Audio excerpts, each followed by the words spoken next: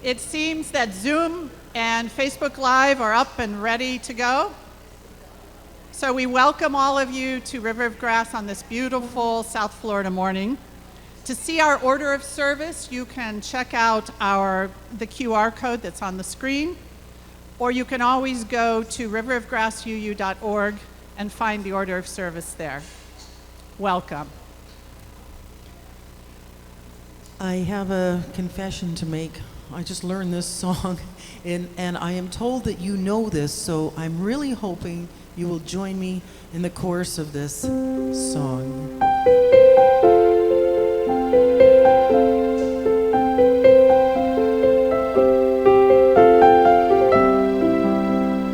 Yesterday a child came out to wander, caught a dragonfly inside a jar, fearful when the sky was full of thunder.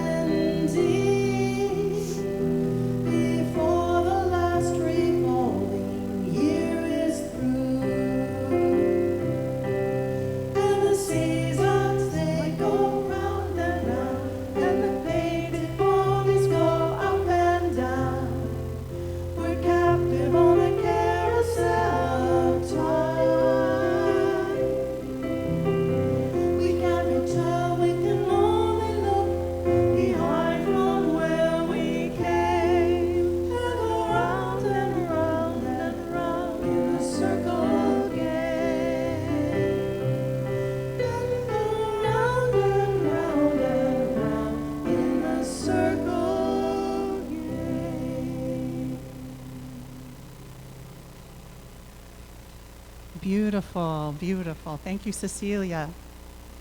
Good morning again, and welcome to our beloved community here at River of Grass Unitarian Universalist Congregation, both here in person and via our Love Stream service on Zoom and Facebook Live. We celebrate all the ways that we find to gather our beloved community in body and in spirit as we go and grow and flow the river way. My name is Leanna Bresnahan, and my pronouns are she, her, and hers. For all of you here in the room this morning, it's so great to see your faces. Welcome. And for all of you who have joined us on Zoom, where's the camera? There it is. On Zoom and Facebook Live, we're so happy you're here with us as well. However you made your way here today, we're glad you're here. So let's take a moment now together to enter into this sacred space, to connect again with one another, with the holy by any name, and with the light of love within us all. Let's pause just a moment to breathe into this space together.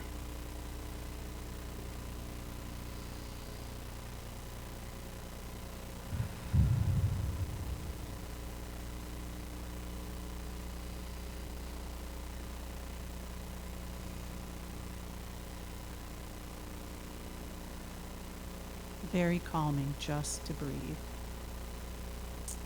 At River of Grass, we are committed to our mission to nurture our spirits, to love intentionally, and to create a just and healthy planet.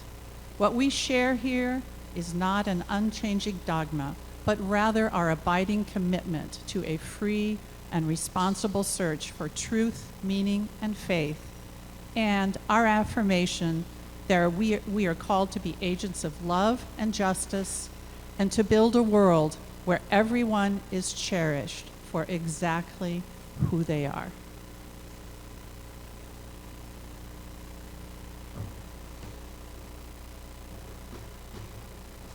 On this First Nations Sunday, as we continue to explore what it means to be a people of becoming this whole month of October, this morning we turn to the wisdom, the voices of the indigenous peoples of Earth.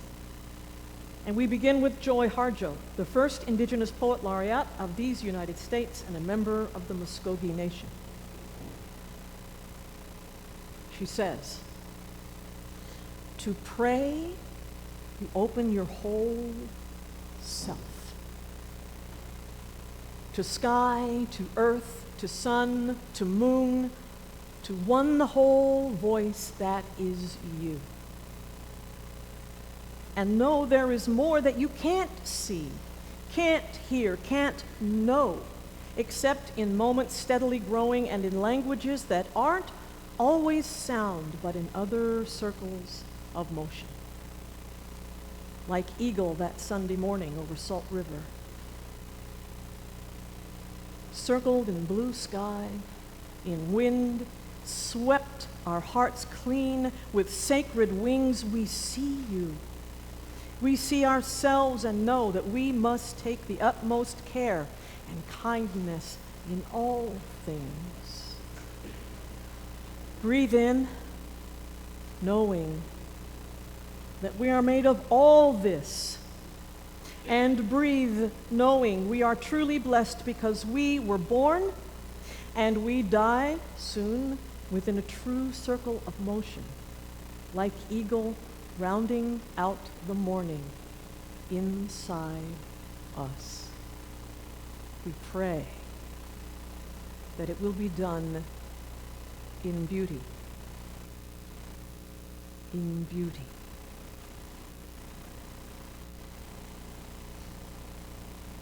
To continue these meditations on beauty, members of our choir will come up and help us sing together our theme hymn for this month, I Know This Rose Will Open.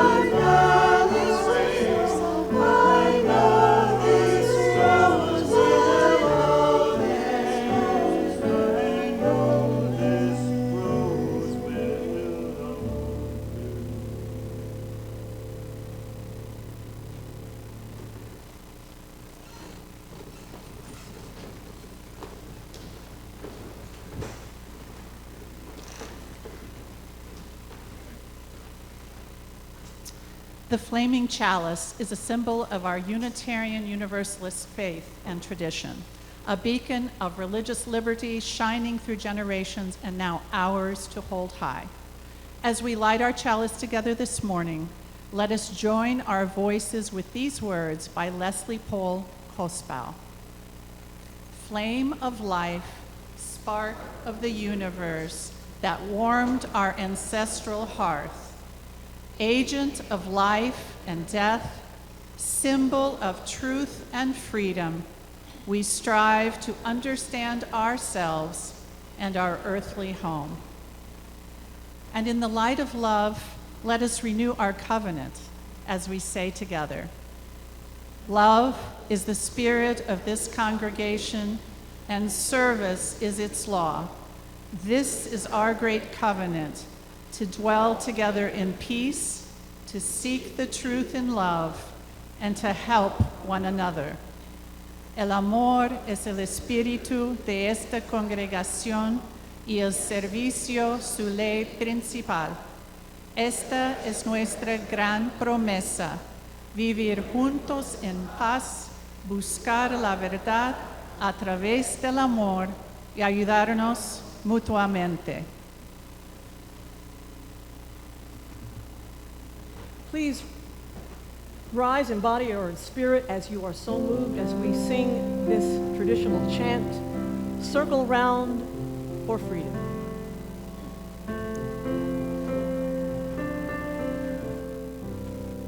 Circle round for freedom, circle round for peace, for all of us in prison, circle for release,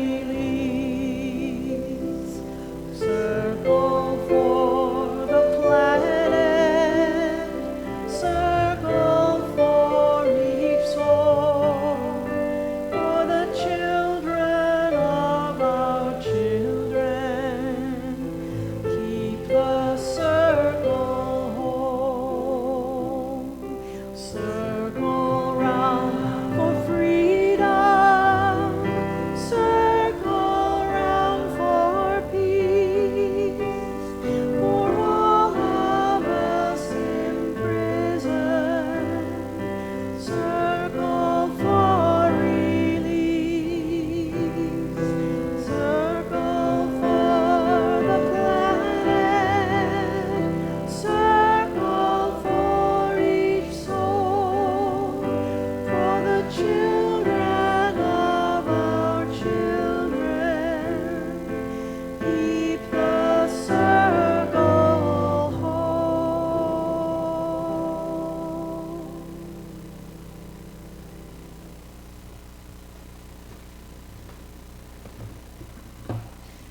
In our community each week, we share pieces of our lives. We take a moment to share our joys and sorrows and gratitudes here with the people who love us for exactly who we are and where we are right now. Here in this room, we will share from the book. If you're in Zoom and would like to share a thought, prayer, joy, or concern with us in this moment, please write it in the chat, and we will lift all of them up together. So we'll take just a moment to allow people in on Zoom to be able to write into the chat.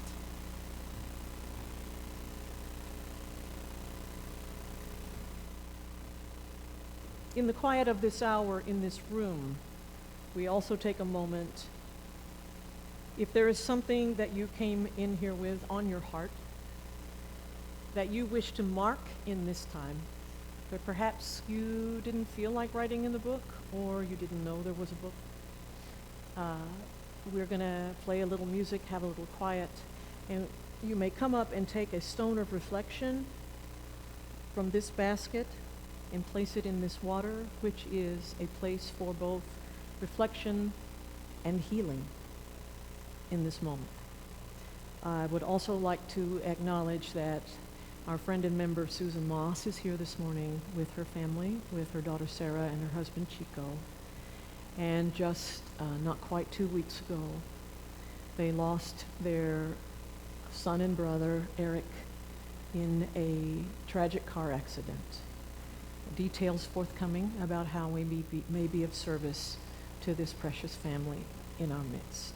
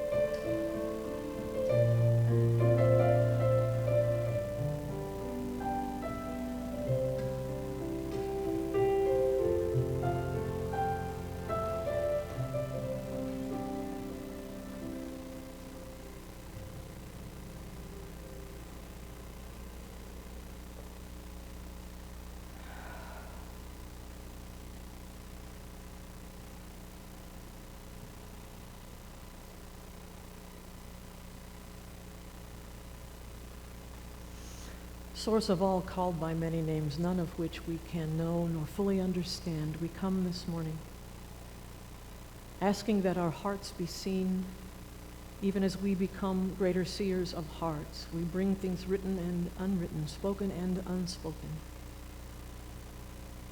We know that when our burdens are shared, they become lighter, and when our joys are shared, they become brighter. This human journey is so tangled and mixed.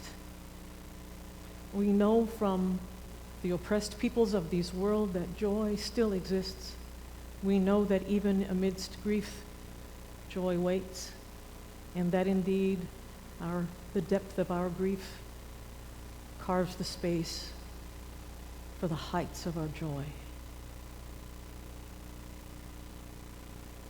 We come this morning weeping for the people of Israel and for the people of Palestine and for the people of Ukraine and for the people of Russia and for the people here in this country who go without the things they need this morning in the richest place on earth.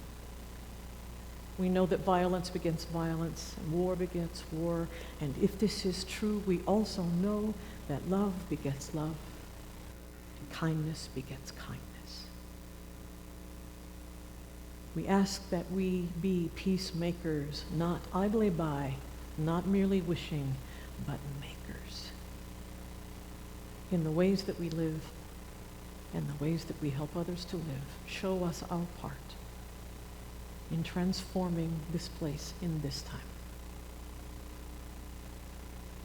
All these things we bring in the name of all that is holy. Amen, amen, amin, aho, ashe. Namaste. Blessed be, and so it is.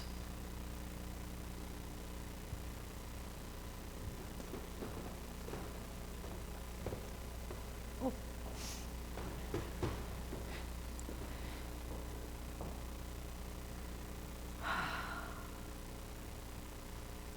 We like to bring notes of our heritage and our hope into our midst, to understand our history better, and to remember that there are people in this world this morning making history, Unitarian Universalists changing the world wherever we are.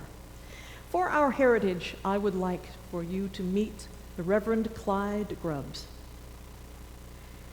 In the late 1990s, a racially diverse people of color working as religious professionals in Unitarian Universalism, ministers, religious educators, seminarians, staff of the UUA, and affiliate organizations came together to create DRUM. Clyde helped to make it happen. DRUM, D-R-U-U-M-M, you know we love our acronyms. Diverse, Revolutionary, Unitarian, Universalist, Multicultural Ministries. Say it with me. Diverse, Revolutionary, Unitarian, Universalist, Multicultural Ministries. DRUM. They came together to support and advocate for one another, their colleagues, and their ministries, as well as advocate for the rights of BIPOC and Indigenous peoples throughout the world, and they're still doing it. Clyde was a founder and is my friend and colleague who has been instrumental, crucial to my own ministry and my own reclamation of my heritage as a Native American. Please meet Tommy Fatunde. Tommy is now the first vice president of DRUM, right now. Now, Tommy is also a leader at the First Unitarian Church of Dallas, where Tommy facilitates a course called Resistance and Transformation. Everything Tommy does leads us to delve deeper into the heart of Unitarian Universalist faith with activities and discussions that help us better understand our Unitarian Universalist heritage, culture, and identity, and then get out in the street and do it, not just talk. Tommy takes us to today's activism, focused on abolition, civil rights, free speech, the women's movements, LGBTQ equality, counterculturalism.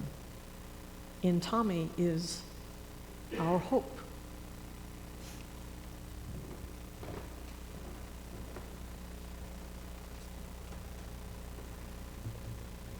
We sustain and strengthen this beloved community and its work in the world through the gifts of our time, our skills, our love, and yes, also our money. Each Sunday, half of our undesignated plate offerings go to LifeNet for Families, which provides meals, clothing, and support in so many ways for those in need right here in Broward County. And the other half supports our mission and ministry here at River of Grass. Ushers, if you would please come forward to receive the offering. You may also donate by scanning the QR code or texting the number on the screen. And you can also find other ways to donate on our webpage.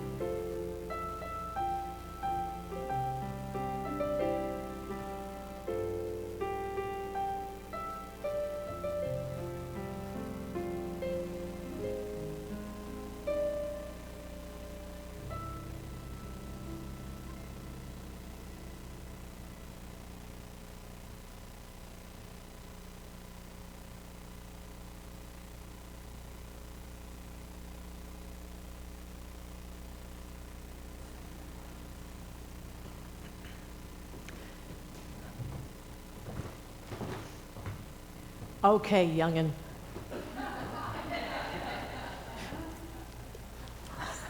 Oh, and an older and not afraid of gravity. Anybody who would like to come up? This is a story for all of us. This morning, our wisdom story is the true story of Betty Mae Jumper, a Seminole tribal leader that we celebrate on this First Nations Sunday. As told in this book, she sang Promise, written by Jan Godowna-Nino and beautiful art by Lisa Desmini, which you will see right up here. In Indiantown, Florida, in April 1923, spring breezes tickle cabbage palm spikes in a woman's birth camp of the proud Tiger family in the powerful Snake clan. Fresh air carries a song of a newborn girl. She sings promise in her cry. Fresh air, promise. The baby born in the wild heart of Florida was daughter to Seminole medicine woman Ada Tiger, granddaughter to Seminole medicine woman Mary Tiger, and they named her Betty Mae Tiger. Betty Mae's grandmother, Mary Tiger, sings to Betty Mae of brave ancestor deeds. The women sing stories about greed and stealth and health and speed of panther and rabbit and swamp mice and snake from the time when all the animals talked. Betty Mae is a little girl at play in the old Everglades when her grandmother selects a Seminole name to guide her. Mary Tiger sings the name, Pataki. Now, the father of Betty Mae is a Frenchman who traps animals for pelts in the Everglades. The tribal elders say he has bad spirits. Hola bagus, they say, and they force her father away. And what's more, the Tiger family blends a new mission faith with their tribal medicine ways as well. Because of these things, one afternoon, elders come for Betty Mae to throw her bad spirits into the swamp. There is shouting, and great uncle Jimmy Gopher brandages his rifle and makes the men roar off without Betty Mae. When Betty Mae is 5 years old, she watches a truck leave with chickens, cats, her dog, bear blankets, grinding bowls, and fishing poles. The family is moving to safety. Dania Reservation is the name of the new place that is near a town called Fort Lauderdale. In the wars against Betty Mae's Seminole ancestors, Fort Lauderdale was home to soldiers. When Betty Mae and her family reach the Dania Reservation near Fort Lauderdale, her dog Jeep is already there and nuzzles her, "Welcome home, welcome home." At Dania, the family keeps up many old ways, sometimes by moonlight. Betty Mae eats oranges roasted by the campfire. The elders tell stories of the little turtle and the wolf, Gray Bear and the deer girl, and sing respect for Breath Giver's creations. Betty Mae takes each story into her heart. When visitors join the camp at night, they marvel at the firelit sight as Rabbit beds down with Dog, who is cuddled into cat. And Ada Tiger says, "My Betty Mae can raise and tame anything." In the traditional Seminole garden among the trees, Ada Tiger and Mary Tiger plant guava, bananas, corn, and long Seminole pumpkins and sugarcane stalks shoot up to the sky. Betty Mae is a garden helper. For candy, she snacks on the sugarcane. Any of y'all ever done this? I mean, we live in Florida. Come on. Have you ever snacked on sugarcane? Yeah, it's pretty potent stuff. As she helps, the women tell her stories about the corn lady, the witch owls, the little people, and how Little Dog came to be. Stories from a time when all the animals talked. Betty Mae helps to find the plants that are important for tribal medicine. She even learns to help medicine women bring new life with the babies at birthing time. A growing Betty May hears mission words from an Oklahoma Seminole spoken about the peacemaking one who can lead the wolf to lie down with the lamb. Now, Betty May likes these stories because she herself will not skin a rabbit for cook fire, and she never learned to hold a rifle to shoot. Instead, she plants her hands on her hips and she says, every living thing has a purpose, and that is not to make it dead. On a mission trip to Oklahoma, Betty May's 13-year-old eyes grow wide as she watches a girl laugh just from looking at drawings with letters on paper. What is that? Betty May asks. It talks to you, her new friend says. Betty May stares at the paper with pictures. A comic book. She looks at it this way and that, but the paper with pictures doesn't talk to Betty May. Is this a trick? The girl tells Betty May, I'm reading. What's reading? Betty May asks, and the girl says, it's something you do in school. Back at home, Betty May tells her grandmother, I want to go to school. I want to go to school. She sings as she stirs the cornstalk. I want to go to school. I want to go to school. And she pleads with the elders, I want to go to school. Before she falls asleep, she prays to the breath giver, I want to go to school. And so the next year, Cherokee, North Carolina, 1937. Betty May is 14, and she wears her first store-bought dress and wiggles her toes inside her first leather shoes. She's at the Cherokee Indian boarding school where she lives and learns. A people of faith called Quaker, the Society of Friends, are her teachers. She likes to learn. She misses her people. In the snow-chilled mountain air, Betty takes warmth from her memories as she tells stories about swamp custard apple trees, alligator mamas floating with babies on their backs, orchids and cabbage palms, and her tamed tall crane and her dog, Jeep, who always tugged her home from the dangers of the woods. Her first year, Betty May advances to the 4th grade in 1 year. In the next year, she skips ahead 2 more grades, and then she moves on to finish her education in the Kiowa Teaching Hospital in Lawton, Oklahoma. She tells the people back home, she tells the stories of the people back home, though, without inside bathrooms and without clean water. She trains in nursing for 2 years, working day and night and standing straight under her starched cap. Now she can pick a job from anywhere in the Indian Nation, but she remembers her mother Ada Tiger's work as a medicine woman. And though they saw many joys, they also saw babies dying from fevers and measles and worms. And she remembers that her baby sister died of whooping cough at the tender age of 3. And so Betty May returns home to work with the people she loves on the land she loves. When Nurse Betty brings other clinic nurses into camp deep in the Everglades, a man with a gun says, "We don't need you, stop, we've got Indian medicine." But soon, a grandmother with babies and a mother with children and aunts with nephews slip out to meet the nurses, and then they walk back to camp with the new medicine all tucked in among the folds of their patchwork quilts because they trust Nurse Betty May. In Fort Lauderdale, 1946, beautiful Betty May Tiger marries Moses Jumper of the Panther Clan, a handsome Navy warrior who volunteered on the USS Lexington in World War II.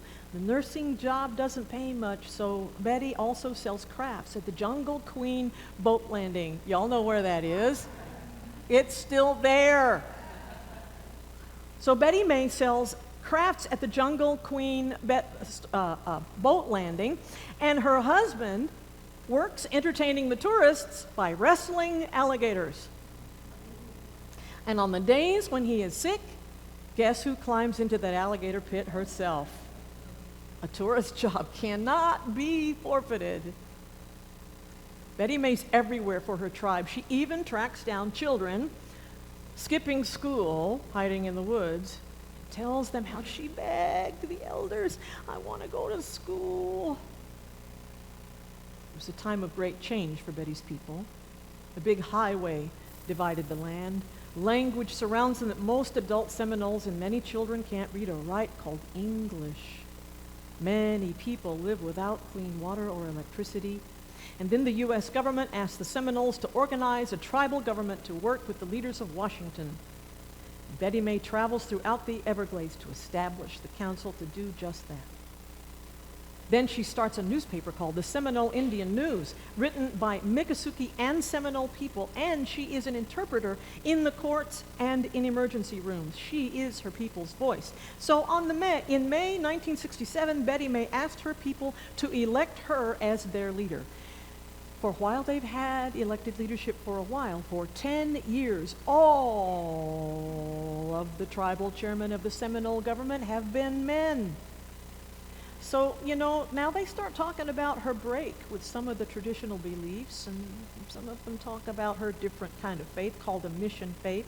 But when the votes tally up, her opponent has 116, and Betty May has 170.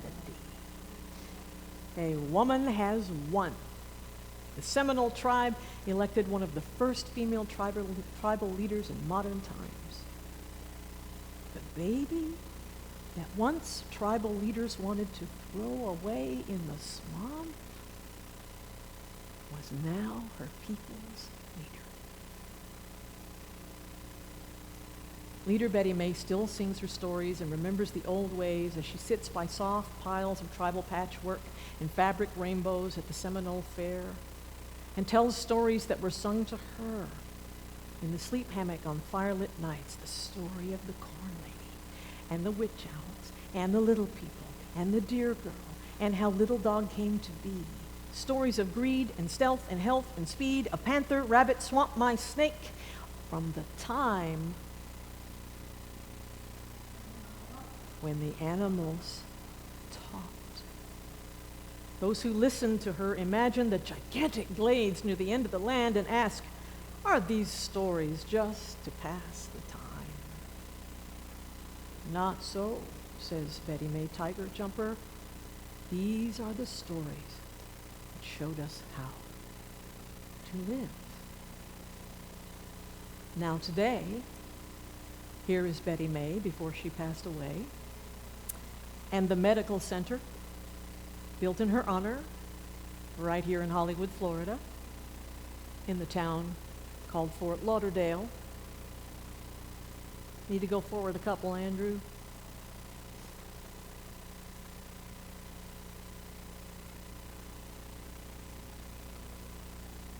Need to go forward a couple of slides. Oh, there it is. There's Betty May. There's the medical center that stands there to this day. See the guitar? That's the Hard Rock. That's all on the Dania Reservation to this day. Celebrating Betty May Tiger Jumper, a tribal leader of the Seminole Nation. Let's sing our youngins off to class. We love you and bless you and send you on your way. We love you and bless you today and every day. I recommend getting this book because in the back is a whole lot more information about the history of the Seminole people in both history and in modern times, and accomplishments and things that they're doing now to establish peace and unity in our time. On this First Nations Sunday, as we continue this October's month-long contemplation of what it means to be a people of becoming, we begin by listening more deeply to the voices of the First Peoples, the indigenous peoples whose land we occupy, the wisdom keepers of the generations, the ancestors who brought us the teachings around the sacred wheel of life and carry the knowledge long ago planted as seeds over all this earth, in oceans and trees and mountains and rivers, knowledge that circles around us in every moment as we spiral through time, as revealed again and again in our human history. We prepare ourselves to take this wisdom by first turning to the 7 sacred directions of the Wheel of Life. Please join me in body or in spirit as we turn first to the east, the direction of the sunrise.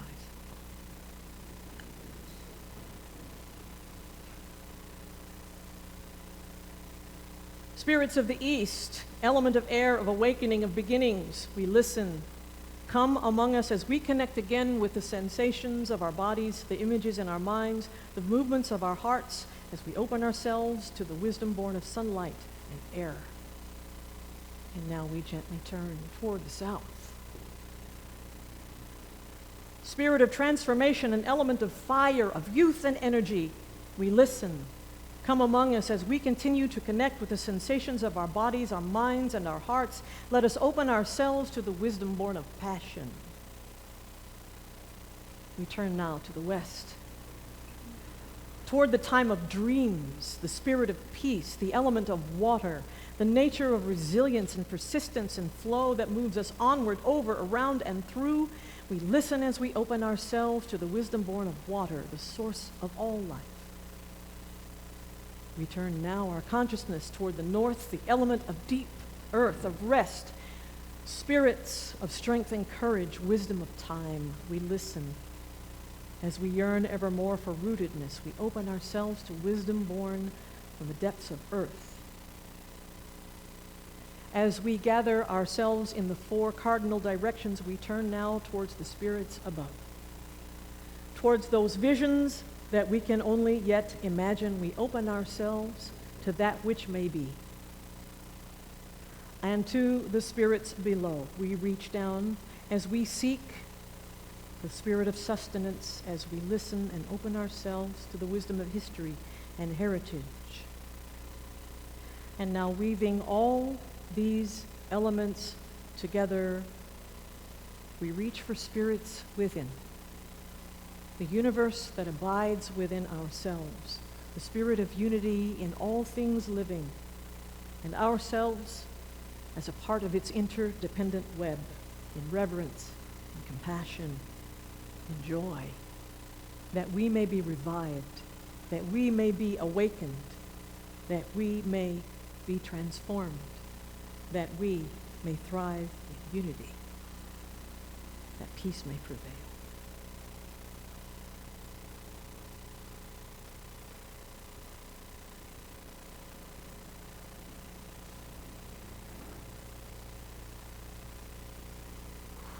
As we open ourselves to the wisdom of First Peoples, we once more consider who we are, where we are, where we're trying to go. These are surely pressing questions for our days, questions we must ask if we are to have any hope of understanding how we carry on from here in this changed and changing world, and our changed and changing selves in this time of reckoning and accountability and of system failure. This time, which for all its pain opens the way to rebuild toward a world more like the one we envision, where integrity can overcome corruption, where truth can overtake deception, where compassion can dissolve cruelty, where peace can cradle grief, where justice rolls down like water and righteousness like a mighty stream, as foretold by the Hebrew Amos in the sacred scriptures. Please note here that righteousness is characterized as a mighty stream, no sweet little trickle. Kind of stream that gathers up and carries with it every stander-by, that buoys up the weary, that carves a canyon through the hardest heart, and we are to be like that stream, and yea, even we are to allow that stream to carve its way through our own hearts and change us with its awesome power. Before we can discern where we're going and how to get there, we must understand how we got here right now. As truth would have it, the elders of the first people foretold the things that are befalling us now. They told it for some time, and they told it again and again. They warned that our selfish ways, our greed and our lust for power and our disrespect for our planet and our neighbors would lead us exactly where we are now. And they told us again and again and again. The earth groaning under our weight, while her people cry for water safe to drink and air safe to breathe and food and shelter enough for everyone, which there already is, if we cared more for people than profit. When we look back, it's not hard to chart the places that we could have made better choices than the ones that brought us here. None of what is happening now is new. None of it. Same old human story. Same story the first elders foretold. Same old story, just new tactics. New tactics that can only work because we fail to listen or just refuse to when we wish to avoid troublesome truths. When we stop carrying one another's stories. When we let the increasing noise of our lives drown out the music of our living. When we allow empire to muzzle the voices of the first peoples and all who would live in compassion and peace to this day.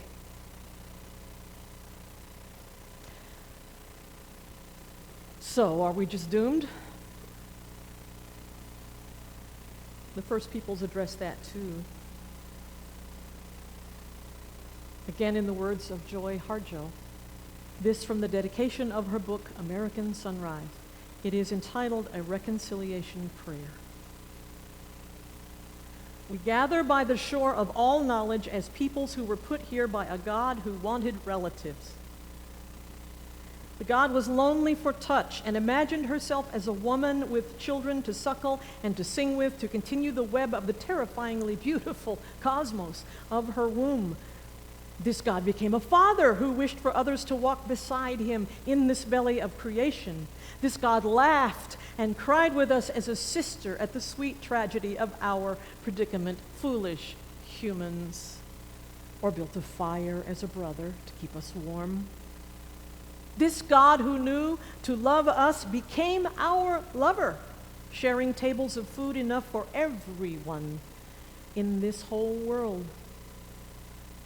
Oh, sun, moon, stars, our other relatives peering at us from the inside of God's house, walk with us as we climb into the next century naked, but for the stories we have. Keep us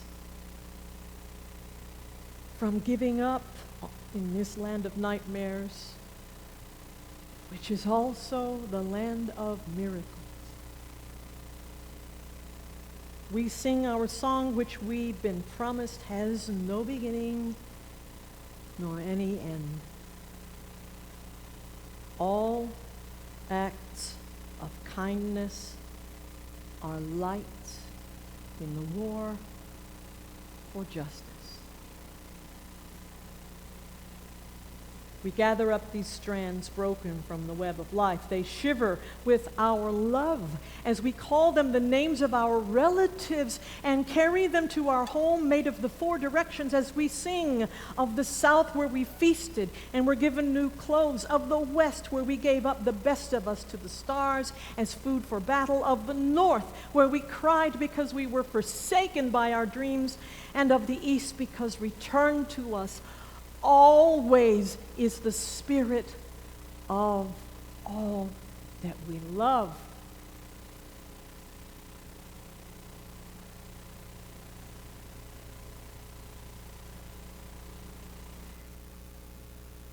Looking around us in this time with its cruelties repeating and repeating the past,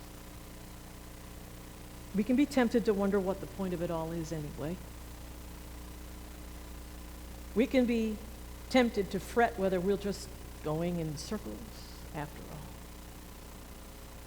But we're not. We're going in spirals.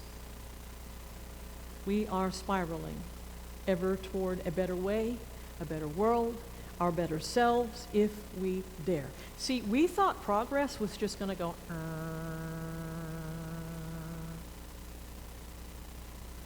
It's a hard lesson that the way to the top of the mountain includes the valleys. We are spiraling. History and hope meet in this moment, seeking our courage, our will, our love, our determination to move this human sojourn, this living enterprise, just a little closer to truth, a little farther toward peace, whether we will bend the arc of the world a little closer to justice in our time.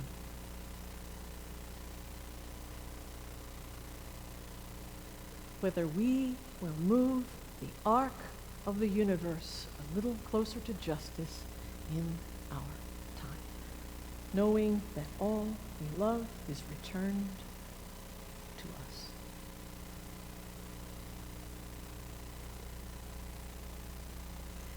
As we opened our sacred circle this morning, so do we close it. Spirit of the North, we thank you for your presence in this circle. Go if you must, stay if you will. Hail and farewell. Spirit of the West, we thank you for attending this circle today. Go if you must, stay if you will. Hail and farewell. Spirit of the South, we thank you for coming among us in this circle today. Go if you must, stay if you will. Hail and farewell. Spirit of the East, we thank you for coming into our circle today. Go if you must, stay if you will. Hail and farewell. Spirits above, spirits below, spirits within. As we spiral on through these days of recreation and recovery, of hope and of healing, let us ever become the people and the place we so yearn to be. Let us heed the voice of the first peoples, circling, spiraling, sacred.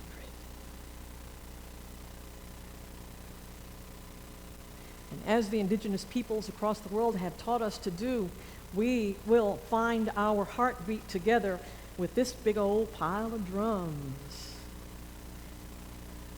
Come up and find you one. Drums and noisemakers. Y'all at home, grab anything you like to bang on it, bang on it, bang on it, as we find the heartbeat of our existence, the heartbeat of our community. There's going to be a chorus up on the slides here from a song from Buffy Sainte-Marie. We are circling together.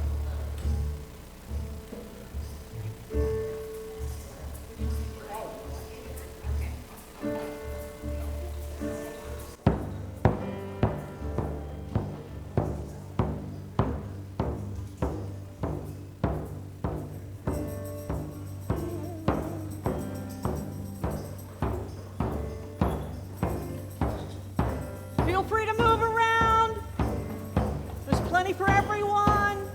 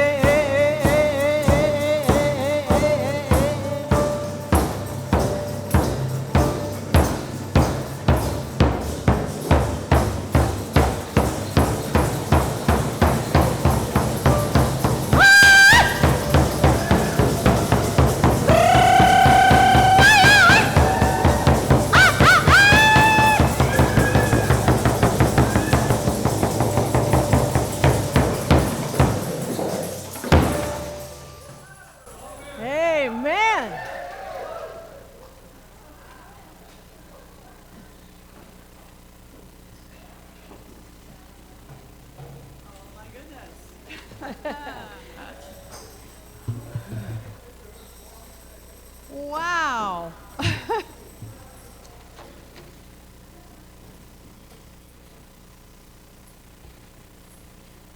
What a beautiful service. Thank you, Rev Amy. And everyone who put it together and made it happen too. At River of Grass, we offer so many ways to live out our Unitarian Universalist faith. You'll find them in our weekly email that comes out on Thursday. Please read it. It's chock full of great information. You can also find information on our Facebook page and on our website, riverofgrassuu.org. So here are some of the upcoming opportunities to fulfill the vision and mission of this amazing congregation and other announcements for the life of this beloved community. Are you wondering what our kids were up to today, or our kid? Paying homage to Indigenous Peoples Day by hearing stories and playing games to get to know the native people who made their home here in Southeast Florida. In this way, they are keeping our covenant to learn from one another in our search for truth, meaning, and faith. Now we have two additional announcements that you will not see a slide for. First of all, the Full Moon Daughters, the River of Grass Outdoor Spirituality Group, is beginning our congregational year with a trip to Butterfly World in Coconut Creek on Saturday, October 21st. This trip is open to women and girls, those who are non-binary or identify as female. There are more details to come. For more information, email Full Moon Daughters, all written together, at riverofgrassuu.org, or see Diane Lade after service. And finally, and most joyously, I want to let you know that next Sunday we will celebrate new member ceremony, formally welcoming those people who are deciding to make River of Grass their spiritual home. If you have found your spiritual home here at River of Grass and you have not yet told me you want to be part of the ceremony, please talk to me after the service, and you can also email me at membership@riverofgrassuu.org. But best to talk to me if you're here in the room. And to everyone else, please come next Sunday to be here in person if you are able, so that we can celebrate this joyous day. And I do promise there will be cake.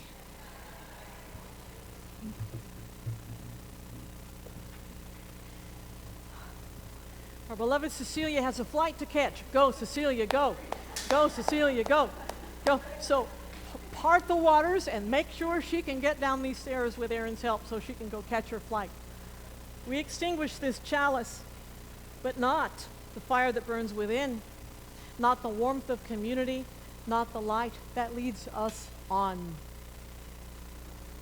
As we depart this place, let us keep before our eyes the vision of a world transformed and dare to transform ourselves to make it so. Until we meet again, shine on. This is family. This is unity. This is celebration. This is sacred.